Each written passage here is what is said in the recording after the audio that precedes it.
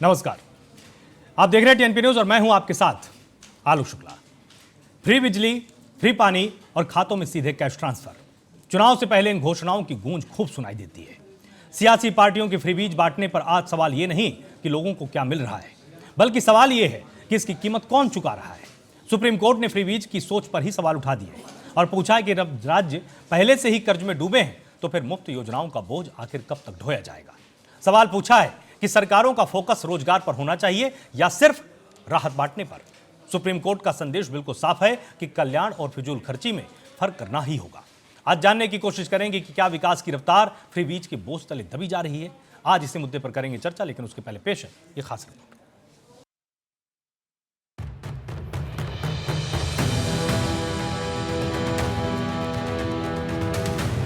मुफ्त की राजनीति, फ्रीबीज का कल्चर और वोट के बदले सुविधाओं की बरसात मौजूदा दौर की राजनीति का ट्रेंड सा बन गया है।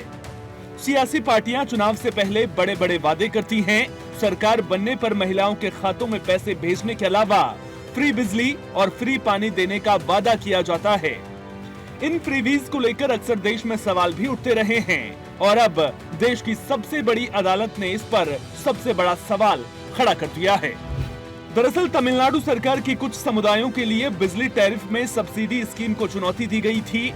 इस स्कीम से पावर डिस्ट्रीब्यूशन कंपनियों पर वित्तीय दबाव बढ़ा, जिसके खिलाफ तमिलनाडु पावर डिस्ट्रीब्यूशन कॉरपोरेशन ने सुप्रीम कोर्ट का रुख किया।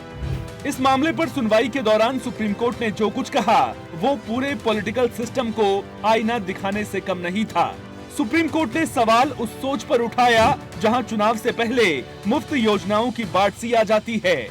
सीजेआई सूर्यकांत ने सख्त लहजे में कहा, कई राज्य सरकारें भारी कर्ज और घाटे के बावजूद मुफ्त योजनाएं बांट रही हैं। अगर सरकारें मुफ्त पैसे, बिजली और दूसरी सुविधाएं देती रहेंगी तो आखिर इनका खर्च कौन उठाएगा। सरकारों को मुफ्त चीजें बांटने के बजाय रोजगार पैदा करने पर ज्यादा ध्यान देना चाहिए। मुफ्त भोजन, मुफ्त साइकिल, मुफ्त बिजली और अब सीधे लोगों के खातों में पैसे ट्रांसफर।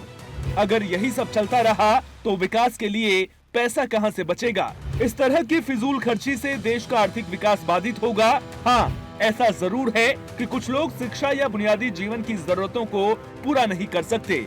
ऐसे लोगों को सुविधाएं देना राज्य का कर्तव्य है। फ्रीबीज को लेकर सुप्रीम कोर्ट की इस तल्ख टिप्पणी की वजह समझनी है तो इसके लिए आंकड़ों से रूबरू होना जरूरी है। वित्तीय वर्ष 2025-26 के बजटीय अनुमान पर नजर डालें तो महाराष्ट्र की कमाई 5.63 लाख करोड़ रुपए है, जिनमें से सब्सिडी और फ्रीबीज पर 11.5% खर्च होता है। मध्य प्रदेश की कमाई 2.96 लाख करोड़ रुपए है, सब्सिडी और फ्रीबीज पर 15.20% खर्च होता है। राजस्थान की कमाई 2.94 लाख करोड़ रुपए है, सब्सिडी और फ्रीबीज पर 9.90% खर्च होता है। बिहार सरकार की कमाई 2.61 लाख करोड़ रुपए है, सब्सिडी और फ्रीबीज पर राज्य सरकार 10.50% खर्च करती है। गुजरात सरकार की कमाई 2.51 लाख करोड़ रुपए है, सब्सिडी और फ्रीबीज पर राज्य सरकार 12.50% खर्च करती है। इसी तरह छत्तीसगढ़ सरकार की कमाई 1.41 लाख करोड़ रुपए है और सब्सिडी और फ्रीबीज पर 37.60% खर्च होता है। हरियाणा सरकार की कमाई 1.33 लाख करोड़ रुपए है, सब्सिडी और फ्रीबीज पर 21% खर्च होता है। झारखंड सरकार की कमाई 1.25 लाख करोड़ रुपए है और सब्सिडी और फ्रीबीज पर खर्च 14.60%। पंजाब सरकार की कमाई 1.12 लाख करोड़ रुपए है, जिनमें से सब्सिडी और फ्रीबीज पर 20% खर्च होता है। अगर आंकड़ों पर नजर डालेंगे तो मध्य प्रदेश, राजस्थान, पंजाब, बिहार जैसे राज्यों का कर्ज उनकी जीडीपी की तुलना में 1/3 के करीब है या ज्यादा है। ऐसे में इन पर आने वाले सालों में मूलधन की अदायगी का बोझ और बढ़ सकता है। बिहार में चुनावी वादे पूरे करने पर आने वाला बोझ राज्य के पूंजीगत व्यय का 25 गुना हो सकता है। महाराष्ट्र और कर्नाटक जैसे बड़े राज्यों का अपनी कमाई का बड़ा हिस्सा केवल वेतन, पेंशन और अन्य जरूरी खर्च में चला जाता है। विकास के लिए एक छोटी राशि ही मिलती है। राजस्थान समेत कई राज्यों में 45 गीगावाट की सौर पवन ऊर्जा क्षमता अटकी हुई है। क्योंकि सरकारें बिजली खरीद समझौते पर हस्ताक्षर तक नहीं कर पा रही हैं। पश्चिम बंगाल की कमाई का 21.2% हिस्सा ब्याज चुकाने में जाता है, जो शिक्षा और सेहत के 18.7% के साझा बजट से ज्यादा है। राजस्थान में कर्ज और ब्याज के बढ़ते बोझ के कारण स्वास्थ्य बजट पर खर्च स्थिर है। मध्य प्रदेश में लाडली बहना जैसी योजनाओं से कर्ज का बोझ बढ़ता जा रहा है। कर्नाटक में गारंटी योजनाएं ब्याज अदायगी का बोझ पिछले साल के मुकाबले बढ़ा रही हैं। महाराष्ट्र में जून 2025 में 903 विकास प्रोजेक्ट की मंजूरी रद्द हो गई, जिनमें से ज्यादातर सिंचाई बांध से जुड़ी थी। आंकड़े फ्रीबीज की वजह से राज्य सरकारों पर बढ़ते आर्थिक दबाव की कहानी बयां कर रहे हैं।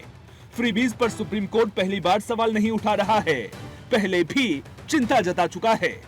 सबसे बड़ी अदालत सियासी पार्टियों से सवाल पूछ रही है कि जब राज्य की आमदनी सीमित है, उसका बड़ा हिस्सा वेतन और मुफ्त योजनाओं पर खर्च हो रहा है, तो फिर आखिर सड़कें कौन बनाएगा, अस्पतालों को कौन सुधारेगा और स्कूलों की हालत ठीक कौन करेगा?